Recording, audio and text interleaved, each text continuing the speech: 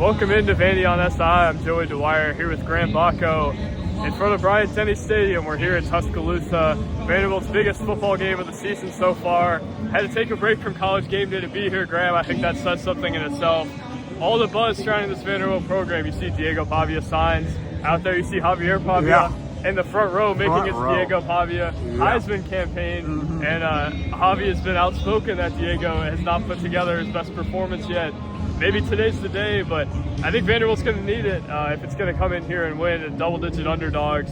All the buzz is here, but as Reese Davis said, man, this thing could blow up Vanderbilt football if it wins. Maybe it's not going to the playoff, maybe not the SEC championship. It thinks it could go there, but even if it doesn't, if it wins this game, I think it tells you, and Reese Davis said it well, man, it's going to be, they're going to have to get through Vanderbilt to get anywhere. If Georgia wants to go to the SEC title, it's going to have to look at Vanderbilt's record at the top of the leaderboard. I think that's what a win today would say, Graham. Yeah, I mean, and look, I have no idea how early Javier Pavia got there in the front to get the front row. It had to be super maybe early. Earlier than that. Right, oh, I'm sure. And look, and you know, his Heisman campaign, look, this could be a Heisman type of moment for Diego Pavia tonight if Vanderbilt were to win this game. And also, we were talking to Stanford Steve yesterday, you know, betting analyst on College Game Day, and he was saying, look, if Vanderbilt were to win this game, you're talking about possibly going to Atlanta for the SEC championship and then a playoff spot. So you could arguably make that argument where if Vanderbilt actually were to win this game, not only does it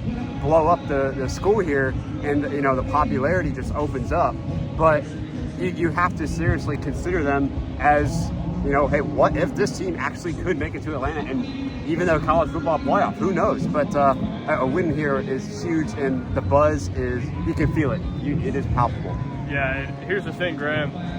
There's no excuse for Alabama today. And we both know that. Last year, maybe you could say they overlooked them, and obviously that game cost Alabama the college football playoff. It knows what Vanderbilt is now. It knows what Vanderbilt can do to it. If Vanderbilt wins today, it's not about Alabama. It's about Vanderbilt coming in here and kicking Alabama's butt. We'll see what happens, but I just look at it and say Alabama knows exactly what this Vanderbilt team is.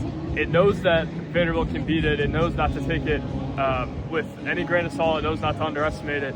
If Vanderbilt comes in here and wins, man, that is a huge deal, and I think tells you a lot more about Vanderbilt than Alabama, when last year I think the narrative kind of got spun into, well, Alabama just overlooked them. Yeah, I mean, and I think the college football world would have no choice but to respect Vanderbilt, you know, but I also think, who knows, if Alabama were to lose this and Vanderbilt wins for a second year in a row, I feel like maybe social media, if they don't respect Vanderbilt enough, they might just say, oh, well, Alabama just stinks. They just lost to Vanderbilt again. Well, if Vanderbilt were to come in here, I mean, look, guys, they're number 16 in the country. They would be 6-0 with a win today and going, you know, above number 16 without question. Maybe probably top 10. Yeah, right? Possibly top 10. Probably, I would say at least 12, if not closer to top 10. So you cannot.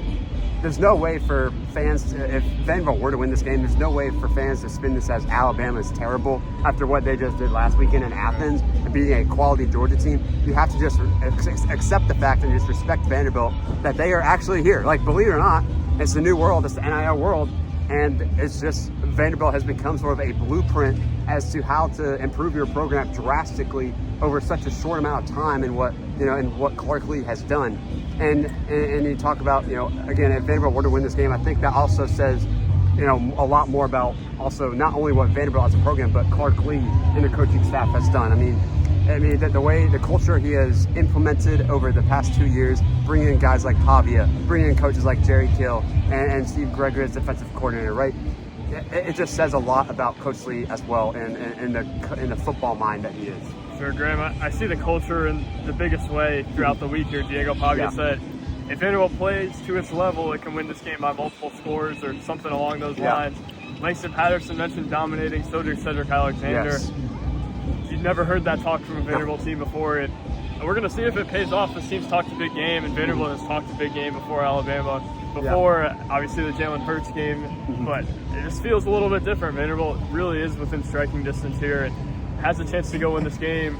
I think a big key, though, it's got to get the run game going, and it's got to run to win. As Clark Lee has mentioned, Alabama had a lot of trouble defending the run game against Georgia. I wouldn't expect it to have quite as much against Vanderbilt, but man, I think Vanderbilt's got a real opportunity here to establish what it wants to do offensively through the run game and maybe test Alabama's corners tackling a little bit. We know they're good corners, But I don't know that they've played against an offense that runs things like Vanderbilt does, and it's not trying to be disrespectful to Alabama, kind of like people talked about Vanderbilt's corners haven't defended Alabama's receivers. We'll get to that, but I just think it's such a different style, and if Vanderbilt can run the ball, man, I think it could be effective today. And we got to also remember that Alabama, their defense, they're missing linebackers Quay Rusaw, Jamarian Latham, starting defensive lineman James Smith out the first half, and then the first two, of course, out for the whole game. So those are some of your bigger run stoppers as well. Right. So I think if you're Alabama, that's a concern. And if you're Vanderbilt, that is a way that you can exploit Alabama and take advantage. And if you can get the run game going against a wounded defense, really, you can start to open up the RPO, the play action, and then the offense continues to get rolling. So if they're able to do that, watch out. And it's going to be very interesting to watch and see how Vanderbilt and their offense, are they able to get it going, to get the run game going? Because if they are, the quote-unquote unthinkable maybe could happen for a second year in a row, although I don't know if it would be as unthinkable as certainly last year. Sure. Graham, if I look at Vanderbilt and I say Diego Pavia's got to throw for 300 yards and Trey Richardson's got to win a one-on-one 6 times on the perimeter, and Eli Stowers got to fight through some double coverage, I don't think they're going to win that game. I think the way they win the game is Cedric Alexander runs for 70 yards, MK Young runs for 60, maybe they score a touchdown or 2 combined, Diego runs for some yards, and that opens up everything else. Exactly. Defensively, again, it's kind of like the same thing. They got to put themselves in a spot where you are in the least amount of one-on-ones that you can be with Martel Hyde and Jalen Lackey and Colby Taylor playing against Ryan Williams, Isaiah Horton, Jeremy Bernard, those type of guys. It can't be a one-on-one game if Vanderbilt's going to win. I think Vanderbilt did such a nice job of that last year, particularly on the line of scrimmage, where it really schemed its way into some good matchups. That's got to be the case again. If Vanderbilt's just going body on body against Alabama, I think it thinks it can win. Yeah. I don't know that that's the recipe, though. It's got to maintain the time possession. It's got to draw itself off some good matchups. That's how it's going to win this game. It's not by Martel Hyde shutting down Ryan Williams. It has to be more of a concerted effort to avoid those type of matchups, and that's not a slight on Martel Hyde. This is just Alabama, right? Yeah, and one more thing on the Alabama run defense. They rank 92nd in the country in run defense. They allow about 160 rush yards per game. They average they allowed 230 against Florida State, about 225 against Georgia last week. So this Alabama run defense, wounded or not, has been prone to giving up a large amount of rushing yards to their opponent. So again, if Vanderbilt can exploit that, watch out. And sorry, what were you just talking about? The defense and the one-on-one. Yeah. So again, you as an offense for Vanderbilt, you have to have a similar game plan to last year. You have to run the clock. You have to make sure you get into these 3rd and short scenarios where they're easy conversions, because the last thing you want to do is have a slow start on offense while Alabama has a fast start on offense, and then you're back playing catch up and having to pass the ball in obvious passing situations the rest of the game. So that is the last thing that you can do if you're Vanderbilt. Sure. Grant, this is it. This is the game where we find out really what Vanderbilt's made of. We found out a lot against South Carolina. We found out some against Virginia Tech. Today, we're going to see, can this Vanderbilt team compete with the elite? Can Vanderbilt cement itself as a top 10, top 12 team in the country, a legitimate college football playoff contender? I hesitate to say it's the biggest game in program history because I don't know if there's a whole lot of downside here. But, man, it feels like it's close. Stanford Steve told us that he thinks this would be bigger than beating Alabama last year. I think it's different, and I don't know that I'm willing to say it's bigger because I think that game catapulted into a lot of things. But this one tells you they're a college football playoff contender. They're a team that could be in contention for the SEC championship game. There's a lot on the table here for this Vanderbilt team today. It's got to go do it. It believes it can. Graham, what a stage for it to be on College Game Day, ABC this afternoon, in one of college football's greatest cathedrals. How could you not love college football on a day like today? This is an amazing day. The weather is beautiful. It's a slight breeze, which is great. I mean, you couldn't ask for a more beautiful day, I think.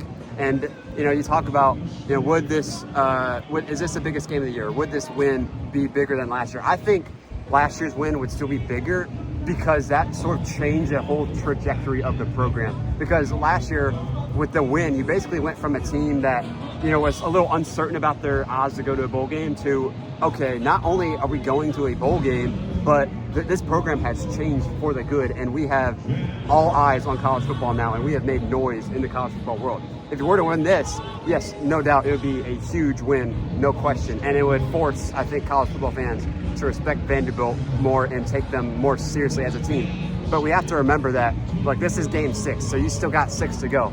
So the next game is always the important game. You know, when you get after the bye week, you got LSU, then you got Missouri, right? And then you got, you know, the Auburns and Kentuckys and Tennessee still to go, and Texas, of course. So you still got plenty of tough environments to go to, plenty of tough teams to face.